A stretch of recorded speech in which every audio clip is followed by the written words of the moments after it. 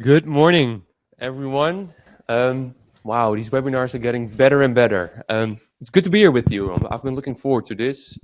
Um, I hope this webinar finds you well and that all your loved ones are having a safe time in these highly demanding times. I think we're getting towards the end of this pandemic, maybe, or at least, well, we're getting there. So it's good to see all of you. My name is Marco, calling in from our Amsterdam office. I am one of the founders of BIT. We started our studio about 5 years ago. Today, I have over 60 colleagues with an average age of 24.3 years. We've all studied computer science, artificial intelligence, robotics, or aerospace engineering. And we help clients look around corners and research and prototype new technologies. So we're going to have a webinar today. This is one webinar out of a streak. We've had one on the tech of China. We had GPT-3. 2 weeks ago, we had future communication, where we talked all about matrix, a new communication method.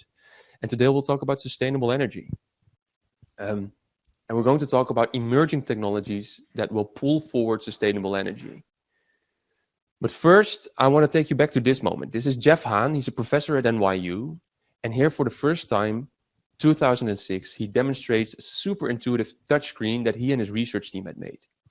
The screen for the first time was really quick. It was multi-touch. It was pressure sensitive. For the first time, they had pinch to zoom. And although this was really big, the crowd loved it. They gave him a standing ovation. But if you then fast forward 16 months, June 2007, we had the launch of the first iPhone. And when Steve Jobs saw the invention that Jeff Hahn had made, he had his enabler for the phone that he aspired to make, the intuitive touchscreen phone that we all know today, no physical keyboards, leaving a lot of space for a bigger screen. And where Jeff Hahn was a real inventor, Steve Jobs was a real innovator. So innovation is an invention with a business case. And this is what we're going to talk about today. We're going to talk about inventions that we see that might be innovations. And we need these innovations because there's so many opportunities still left unsolved in this world. The population, for example, on the Earth is increasing by 152 people every minute. That's netto. We are for the first time here with more people over 65 than younger than 5. Every day, approximately 8 million pieces of plastic find their way into our oceans.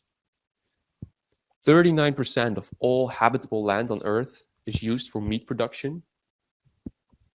Average wildlife population have dropped by 60% in just 40 years. More than 1 million species are at risk at this moment of extinction by climate change. And the 20 warmest years on record have been in the past 22 years. And these are just some stats, some truths about the world that we live in today. And that's difficult, isn't it? Take a moment to breathe there. I think the reason that we are here today on a distance is that we are in the middle of a drastic change, and the pandemic is part of that change. But we must also simply acknowledge that the world of gradual, predictable change is just a thing of the past. We live in an era of epic change, a time where exponential technologies cause things to change at hair-raising speeds. And everything in this world is hyper-connected. And there are all these global challenges and opportunities that seem somewhat intertwined. And I think that's why I'm so interested in this conversation today, here with all of you.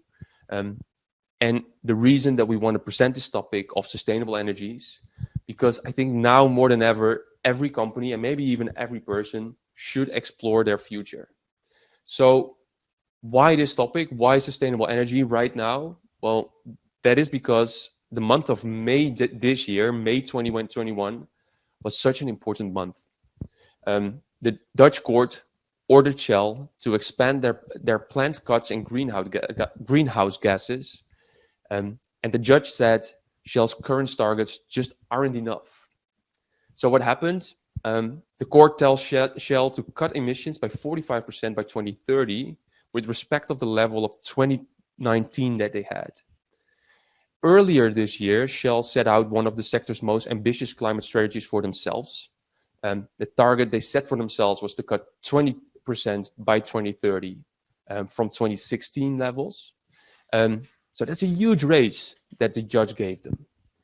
And the Shell climate case is important not only for Shell, but it sets a precedent judgment setting for other big polluters too.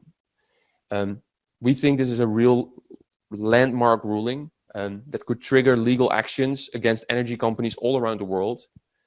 And this was May 26, 2021. But the same day of the judge ruling on Shell, 2 other big wins for climate had been made too, same day. So the second thing that happened was that in preparation of a Exxon shareholder meeting, a small hedge fund called Engine Number One, which only has 0.02% in Exxon, they proposed 4 independent candidates for a board member position. Engine Number One stated that these independent candidates are capable of pushing the company in a more sustainable direction. And during an annual stakeholder meeting at May 26th, at least 2 of the 4 candidates were voted in as new board members. And this is the first time that activist investors have successfully voted their picks into Exxon's board. So with the proposal of that 4 candidates that Engine Number One made, they also came with a statement. And the statement they had was, over the past decade, Exxon has failed to evolve in a rapidly changing world, resulting in significant underperformance to the detriment of shareholders and risking continued long-term value destruction. So it's not only because climate change is important, but also because it's good for the evolvement of the company. Next to these 2 happenings, on that same day, thirdly, Chevron's shareholders approved a proposal that forces Chevron to cut 35% of CO2 emissions by 2028. So also a really big decision that day. So 3 big wins, 26th May of 2021. But now what? How do we get from these imposed changes to real actual changes? How do we get from these newly imposed aspirations to actual results? One answer, we think, is that we need inventions that enable these aspirations. So our team has found several inventions, new emerging technologies that could influence the future of sustainability. We've taken Shell as a case study, and out of hundreds of research papers that we found and lots of new technological inventions, we selected 10 inventions that we think might enable a more sustainable world. So typically when we work with clients, we define their aspirations and then we discover valuable inventions that can enable these aspirations. And if we then find them, we plot them on our maturity wave. And here technologies go from science fiction, where we can imagine a future, but crucial pieces of the puzzle are still missing, to then get into lab prototypes, first applications, potential unlocked, and finally invention become mainstream adopted, which we won't talk about today, but obviously, for example, solar energy or offshore wind are now mainstream adopted. So Raul will tell you more about the 10 technologies in a second. Yet, what's good to note is that in this case, we've done a case study for Shell. And these are just several inventions with Shell specifically in mind doing this research. But don't fall in the trap of thinking that these solutions could work for your company too, because that will be solutions that are looking for a problem in your company. Rather, you want to have a problem that is looking for a solution, or even better, you want an aspiration that is looking for enabling technologies. Today will be 60 minutes, 45 minutes of talk, 15-minute Q&A. The chat is moderated for questions. There will be no breaks. At the end of today, maybe tomorrow, you'll be having an ebook, and we'll be asking you for feedback on this webinar. We'll also be asking you for possible next topics that you want to hear about. There will be a recording of this, which we'll share to you, which will later also be on YouTube.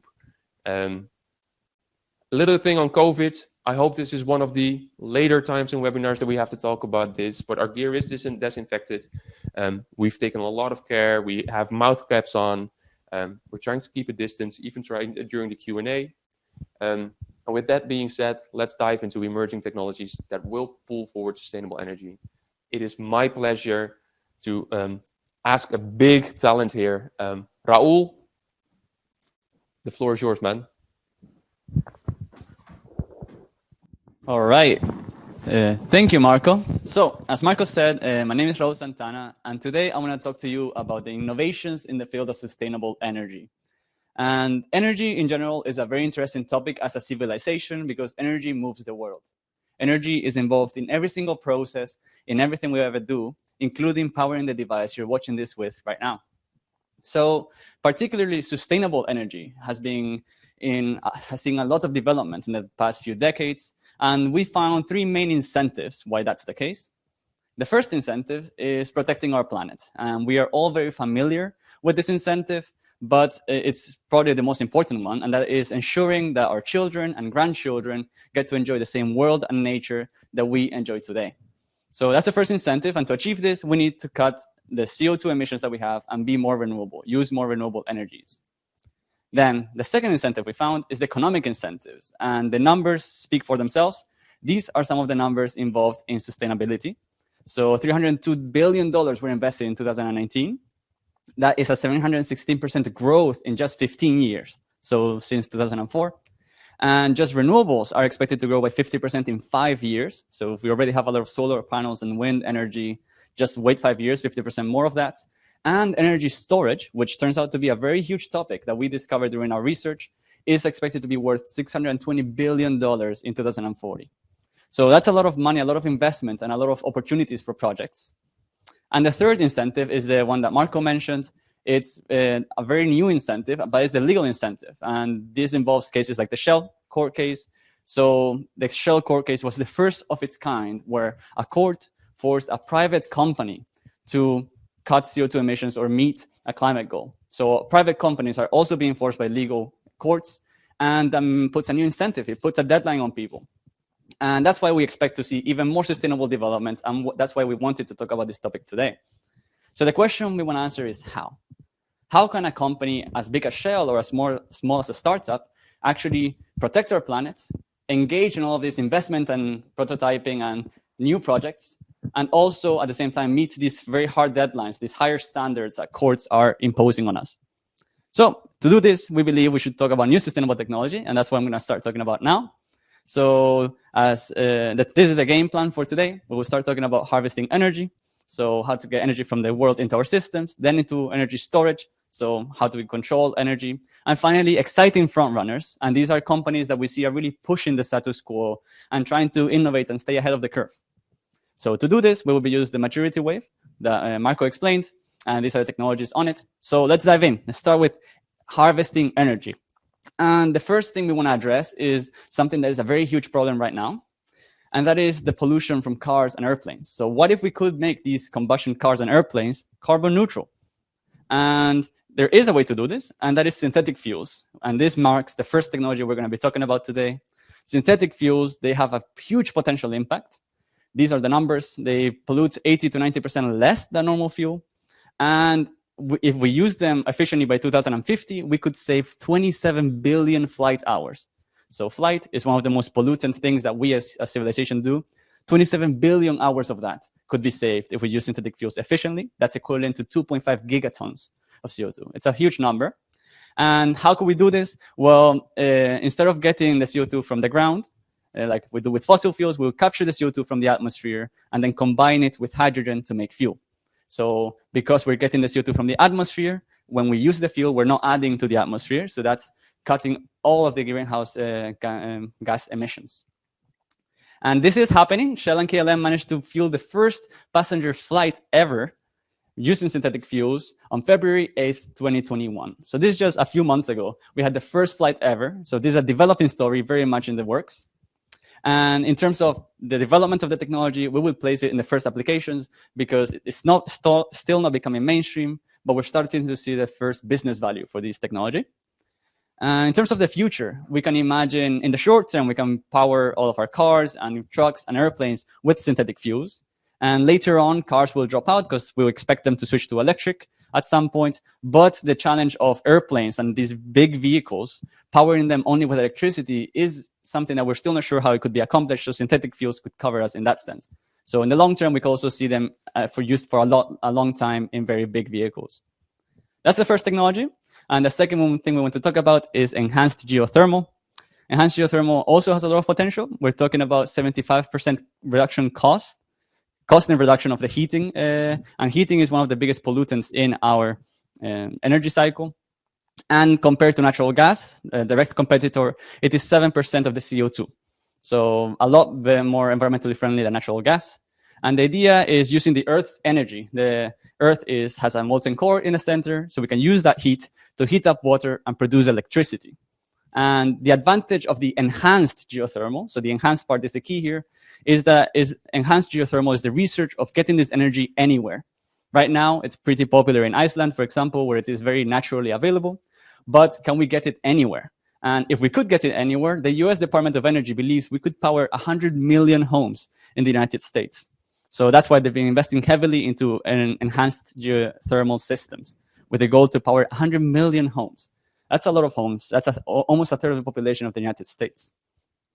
So in terms of the development, we still place it in lab prototypes because enhanced geothermal, the ability to get geothermal anywhere, kind of like a copy-paste system we could use anywhere on Earth, there's a lot of research going on, and there's still some ideas, but we're still not there yet. But in the future, you can imagine these systems helping solar and wind, since geothermal is a constant source, and wind and solar can be very unstable sometimes. We can use geothermal to cover these needs. Now, for one of the most craziest technologies of this webinar, we're talking about space solar. Space solar is 100% production efficient, meaning it works all the time. We don't have to stop it. And it is 40 times more efficient than an equivalent Earth solar panel. So for every space solar panel, it's equivalent to 40 Earth solar panels. And the idea is basically put a satellite in space, collect the energy with solar panels, and then send it back to Earth with powerful lasers. So sending lasers back to Earth to collect that energy that's collected from space. And of course, in space, we don't have the atmosphere, we don't have a day-night cycle. So we have 100% production efficiency. It's a lot more efficient.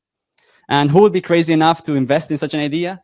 Well, the Chinese government expects to have the first station complete by 2035, complete and operational. So the first prototype we should have in 2035. Now, still, we place this technology in the sci-fi section because it is over 20 years away. The first prototype is going to be in 15 years. So this won't become mainstream for the next 20 years. But we could imagine a future where we power our civilizations with energy from space.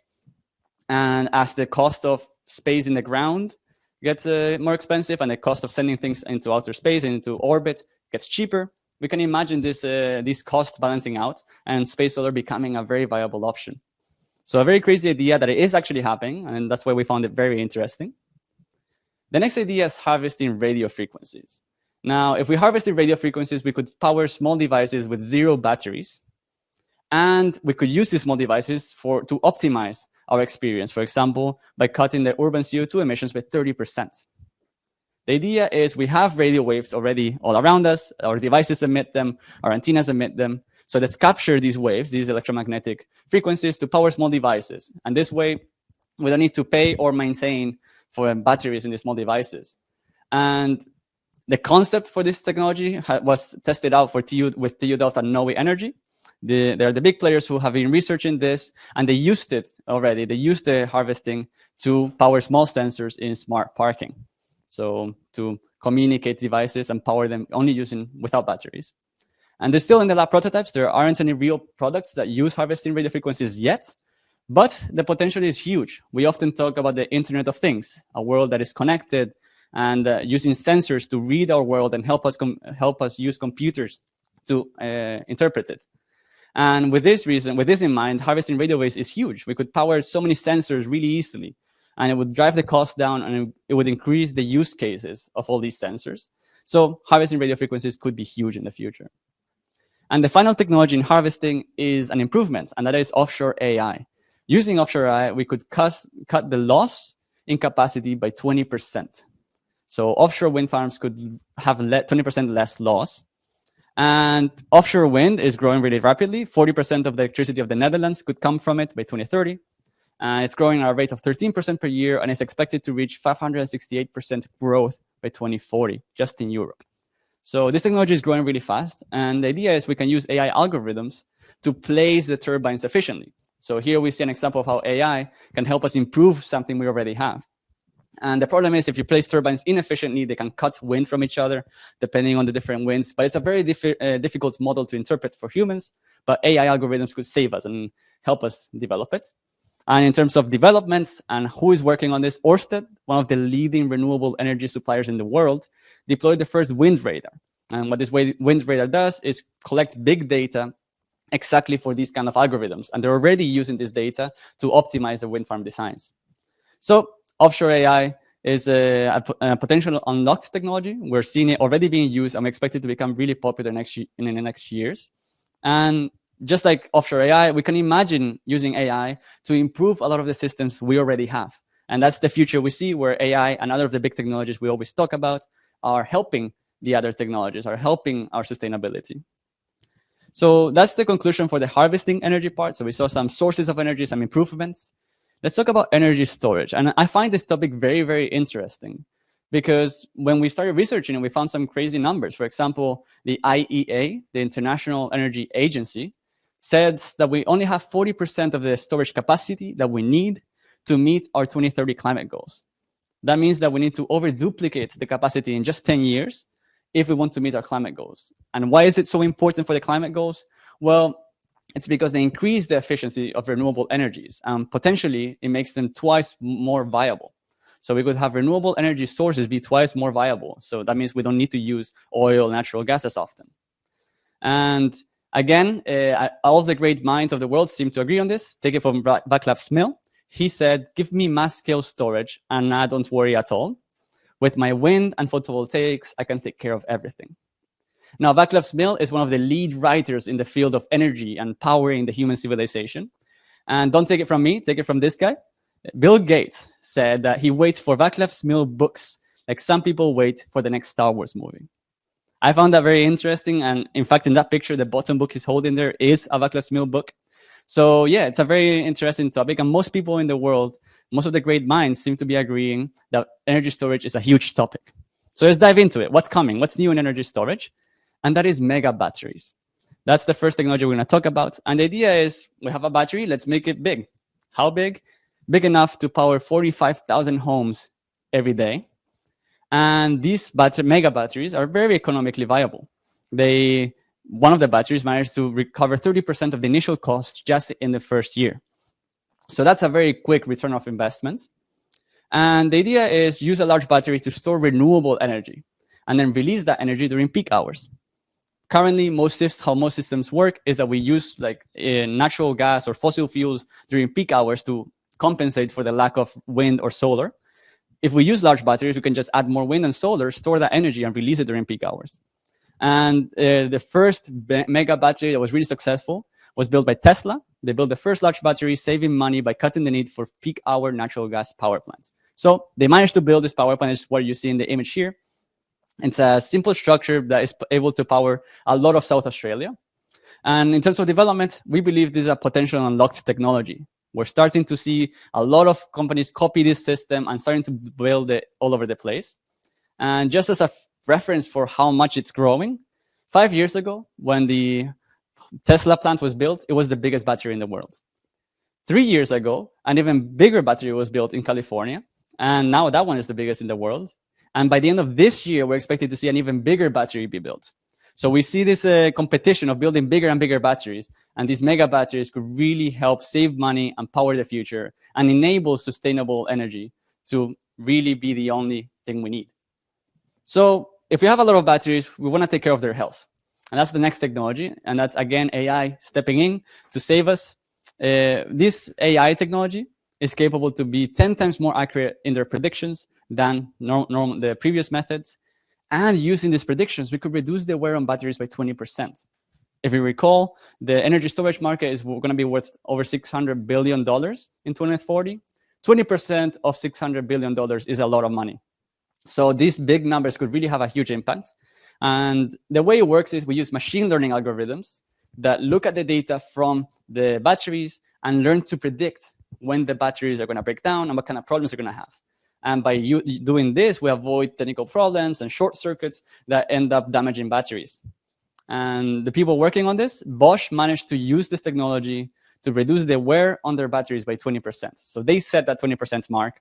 And they are using it. They're using it to predict batteries. And as electric vehicles and batteries become more common, this kind of tool is expected to become really popular. And right now we place it in the first applications. We're not seeing this as a common tool in all of the batteries in the world, but we do expect in the near future it will be.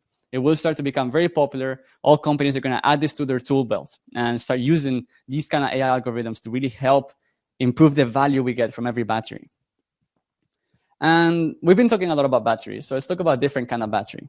The normal batteries we use nowadays, they're usually lithium ion, which are chemical batteries that require cobalt to be built. And they have a few problems. One of them is that they're very toxic and flammable, which you can see it being a problem, for example, in airplanes or in cars carrying passengers. And the second problem they have is that cobalt's need. Cobalt is a mineral that is mostly found in Africa, and already having to mine from Africa is causing a lot of humanitarian concerns. But also China, and this is a callback to the webinar we had a few weeks ago on China, China is working to secure a monopoly on the world cobalt supply. So the world cobalt supply, the future of electric vehicles and mega batteries could be in the hands of China. So what if I offered you a battery option that doesn't use cobalt, is 0% cobalt, and is safer, so it's not toxic and not flammable. And we can use it as an alternative to these cobalt chemical batteries. And that is what seawater batteries offer. How do we get this? Well, let's extract seawater and use only the chemicals we find in it. So these batteries use chemicals exclusively found in seawater. And that cuts the need for mining and transportation. So it's also more friendly in that sense. We don't need to mine the earth. We don't need to be moving heavy minerals around. We collect seawater and we can build the batteries right there. And you can imagine a future where offshore wind farms are extracting the water that they're then using to build their own batteries. So a lot of symbiosis there that could be achieved. And in terms of who's working on it, IBM Research and Mercedes-Benz partnered up to make the first seawater batteries for electric vehicles. So already using these batteries to really push the future, which is electric vehicles, as most of us agree. And in terms of where it is, we see it in first applications. There are some commercially available seawater batteries, but they're not competitive with the chemical ones. But if IBM Research and Mercedes get to keep innovating, and a lot of other car manufacturers are looking into it, we can see this really taking off in the next 10 years. And in terms of the future, we can see that seawater batteries are used instead of chemical batteries. And we talk a lot about electricity and sustainability, but we also have to think about renewability. And seawater batteries allow us to meet this huge rising energy demand without having to mine out earth or run out of cobalt, which is another of the concerns. So in the future, these seawater batteries could become the mainstream kind of batteries that we use for all of these electric needs. And then the next topic is gravity storage. So gravity storage offers 40% cheaper storage with 15% more efficiency. So we will be losing 15% less electricity than we would normally be losing. And the concept is kind of simple. When you have electricity, pull up a heavy object, stack it up high, and when you need electricity, then drop the object and use that energy to drive a motor and then get the electricity back. So it's all about potential energy. And and turns out that when you upscale it, whoops, sorry there, I dropped my clicker. So it turns out that when you upscale it, you get a very viable product. Energy Vault is building these 5 gravity storage towers around Europe. So they're talking about building the future of the towers all around Europe. In terms of where it is, this technology, it's in the first applications. And we see it taking off in the next 10 years, especially if these towers become more popular and are successful. We could see these towers start to pop up, and we could see them just like we see wind turbines. We could see these towers powering entire regions. And that really is the future, building these towers in areas where other kind of storage is not viable. And they're very cheap and efficient. So they could be the future of the mega batteries. And finally, for one of the most impressive technologies of this webinar, we're talking about diamond batteries. Now, diamond batteries are impressive in my point of view. And why would I say this? Well, how impressive does 28,000 years on a single charge sound to you? And how do you charge something for 28,000 years? Well, the trick is you don't charge them. These batteries are self-charging. They come charged from when you build them. And how do we achieve this? Well, the explanation is just as impressive as the numbers. We use radiation captured from nuclear waste and put that into nanodiamonds. And then the nanodiamonds are able to transform radiation into electricity. Now, when I first read this explanation, I had to read it twice because it was mind-blowing to me. And turns out it works. NDB is a company that's already building the first diamond batteries. So they're already working on building batteries to be used in small products, and they're talking with several companies of how to incorporate these batteries into real products. And despite the diamond batteries being here, we still consider it a lab prototype because there's a lot of questions to be answered with diamond batteries, especially regarding the nuclear radiation. It's not something you can put in any product. So a lot of legal research and scientific research has to be made to put these batteries in the real world. But the future is here for these batteries. Like in terms of actually using them today, we could already see them being used in space exploration, for example. We need to power satellites and these ships that travel through space and sometimes are away for hundreds of years. And some of the plans are to have them rotating Earth forever. So using the diamond batteries cuts the need for putting solar panels on them. We can just stick a battery on them and have a forever lasting battery, essentially. And to me, that's very impressive. That's one of the reasons I'm excited to present this webinar. We've reached that point in human civilization where we're using radioactive nanodiamonds to power spaceships. And that to me is a very mind-blowing sentence. I can't believe I'm saying this, and it is a real thing that is happening. So that's it for the technologies part. Now we want to do a quick mention on exciting frontrunners. And these are companies that we believe are really pushing the status quo. And we like that because we like to skate where the puck is going. This is a phrase you probably have heard if you've worked with us in the past. What we mean with this is that the world is moving in a certain direction. And you can't be looking only at today and what's popular today or what's popular in the next 2 years. You really have to think in 10 years, in 20 years, ahead of the curve. And that's why we use the bit maturity wave to help companies see what's coming. And that's how we want our own company and our partner companies to work. So that's what we're pushing for. And we believe these companies are achieving that. The first company is Maersk. They're using sails in their boats. And these sails are capable to reduce the fuel consumption by 8.2%. And they're paying themselves back in 4 years. So these sails are already making a huge impact. And how they work is they're compact, circular sails, cylindrical sails that rotate. And the rotation creates a pressure differential that pushes the ship. So the sails are not enough to move the ship on their own, but they help the engines. And that makes an 8.2% efficiency reduction of fuel consumption. So we find this very fascinating because we believe this is the future of innovation. The idea of sails on these ships was very recent. It was conceived less than 10 years ago. And we're already seeing it in these massive projects, these massive cargo containers and cargo ships. And it's very impressive to us that they managed to take this idea from the drawing board to the real world and to make it a profitable business case in just a few years. And the fact that we often hear the costs of the environmental costs of driving cargo around, an 8.2% reduction in fuel for all cargo containers in the world is a very potentially impactful technology. So that's why we wanted to mention Maersk, because they made a really positive impact in a short amount of time.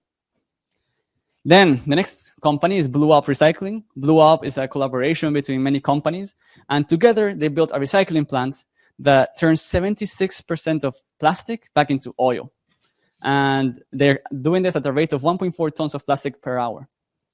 So the idea is, let's stop getting oil from the ground and using it to make plastic and power vehicles. Instead of that, let's use it to turn it back into plastic and back into oil. And this way, we're creating a circular economy, which is the future. Most people agree that at some point, we're going to have to stop getting materials from the ground. We're going to start reusing materials. And for this, we need exactly this kind of thinking and this kind of innovation that Blue Up has achieved.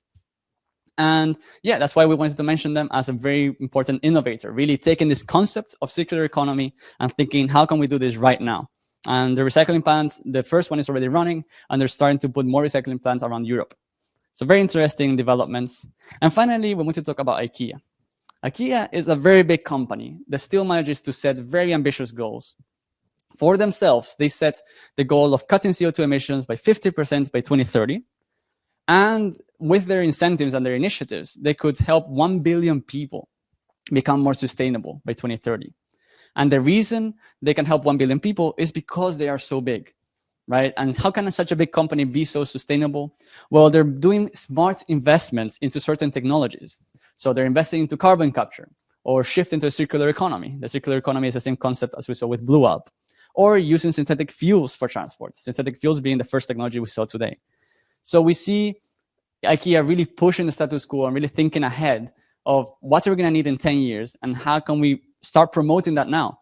And despite being such a big company, they're very ambitious and they still manage to beat themselves every year. And they're on track to be ahead of the curve in 10 years and in 20 years. So that's why I wanted to mention IKEA. This is the kind of mentality that we want to see. And this is what we aim for by promoting these technologies and helping clients incorporate these technologies. So that's it from me. We talked about harvesting energy. Then we talked about storing this energy so we can use it in multiple situations. And then we looked at how companies are working to implement these technologies and really push the status quo. So now I'll yield the floor back to Marco, who's going to give some closing remarks, and then we'll switch to a Q&A. All right. Thank you, Marco. I love it. How good was that? Thanks, Raul. So, finishing this up, this was an awesome story, I believe. I think a lot of awesome technologies, all regarding emerging technologies that can and maybe will pull forward sustainable energy. Finishing this up, now what? So, if we work with the company, we always start off with defining an aspiring goal. And especially regarding sustainable energy, I think there's so many aspiring goals that companies can have. That working on that is what do we aspire as a company is super important. Next up, I believe that you should then discover enabling technologies, things that might enable this future for you as a company. To then actually determine the value of these opportunities, dive into it and research it, to then finally develop a prototype to actually validate the value that a enabling technology can have for you and whether or not it actually moves you toward that aspiring goal. And we believe if you've done that, then you've done your exploration and try to make it make it as good so that you can get to realization. That being said, I think this was awesome. I believe there are questions in the chat. Raul, we have to be a little bit on a distance here. Let's dive into the Q&A. All right. So we have a couple of questions here, man. All right, let's hear them. Yeah, let's go. So we have one from Roland. Good, Roland, that you're here. So, and I think this is about the AI algorithms for offshore wind. Mm-hmm. So it says, what he asks is, how would AI use this data? It's super complicated to model wake effects of existing offshore plants. So each new plant planted will add an additional change to the model. How would that work, do you think? Yes, well, usually in AI algorithms, how this kind of situation is handled is that with every new plant, you reteach the algorithm to adapt to the new plants, and you use the new plants to make it more versatile and make it adapt better to new plants. So this adapting to different plants should be built into the algorithm.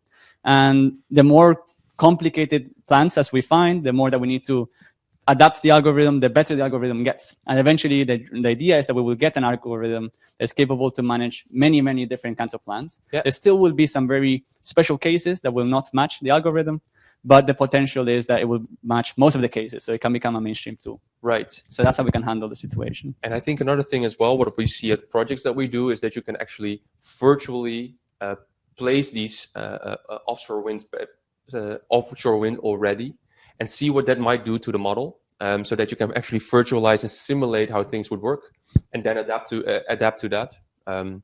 Anyway, I think a good question. So question 3, Edward, awesome that you're here. Several of the technologies involve a large structure, wind turbines, mega batteries, gravity storage, which take up a lot of space. Public perception is often not positive. How can we deal with that? Well, I do, when I hear this kind of question, I understand perfectly where it's coming from, but I do see a lot of companies and governments building large structures like solar farms and wind turbines, and sometimes they even advertise these projects because the idea of sustainability can sell by itself. So I believe that with good marketing and really pushing and explaining these technologies with webinars such as this one, we can really push people to understand that when they see these mega structures, they're really helping us build a better world. And maybe they'll see that mega structure and then realize when they're back at home that mega battery they saw is powering their home. So I believe that's one way we can tackle the public fear or public adversity towards these mega structures. And of course, we have to plan them well to not build them in very special areas like cultural sites and stuff. But if we manage to adapt to these areas and place them smartly, I believe we can really convince the public to help us make the world more sustainable. Right. And perhaps we can even turn it into a positive rather than a negative. Nice, I like it. So another question from Roland here. With all the new technologies in this chart, I'm missing the grid stability factor. Renewables are intermittent, and electrifying everything will need 3 times thicker grid cables than currently in the ground, for example. What do you think about that, and how would we treat that in the future? So for this topic, the first thing that comes to mind is energy storage. That's one of the reasons why energy storage is so big, because we expect it to be able to store energy when it is available. So as Roland, you say, new sustainable technologies are very intermittent, so they're not constant. Like solar only works during the day, and wind relies on the unpredictable of the wind currents. So using energy storage, we can flatten out that curve, and we can build twice the amount of solar panels and collect more during the day, and then use it during the night. We're using the mega batteries. So I believe the stability factor here can come from energy storage, and that is why the IEA and Václav Smil and all of these people are really pushing for this idea. So that's how I believe energy storage can help us meet this grid stability factor and flatten out that curve. Nice. Do we have extra questions here? Let me see. I believe that we missed a question before. H2. Yeah. So how do you think about the hydrogen economy? That is Mark Noordhoek. Good that you're here asking. So how do you think about the hydrogen economy? And there's new technologies, he says, like liquid organic hydrogen that carries, and flow batteries, H2 to electricity and back. Have you seen a lot of things on hydrogen? Yeah, I saw it, especially when researching synthetic fuels. Right. Because as we said, synthetic fuels are a good short-term solution, but in the end, they are emitting CO2 into the atmosphere when we use them. It's just that CO2 originally comes from the atmosphere, so it's carbon neutral. But of course, emitting these gases is still problematic, and especially in cities, we often hear about pollution in cities causing health problems, and this is where hydrogen can kick in and really help us, especially in big projects like buses and trucks. Really, hydrogen could be the substitute there. So we don't expect it to. Synthetic fuels is more of a short-term solution that could be really impactful. Hydrogen fuels are possibly the future of aviation and trucks, but there's still a lot of research going on into it. So that's why we believe it's a little bit further off than synthetic fuels. And in terms of flow batteries, there were a lot of battery types that are being researched. As we said, storage is going to be the next big thing. So we heard a lot about solar panels and wind in the past decades. We expect to hear even more about storage. And for that reason, just like seawater batteries are becoming a thing, alternate battery types are also becoming a thing. And there's a lot of research. I wish we could talk about all of them, but we had to pick some, and we've picked sea batteries. But yes, a lot of these technologies, a lot of different battery types are also very influential and have a lot of potential too. So yeah, I agree with Mark that we should be thinking about these technologies as well. Right. All right.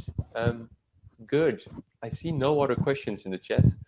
I think that means that we're actually a little bit early, but that's no problem. All right, perfect. Man, I want to thank you for this. People, I want to thank you for constantly being on the webinars. They're becoming busier and busier. That's awesome.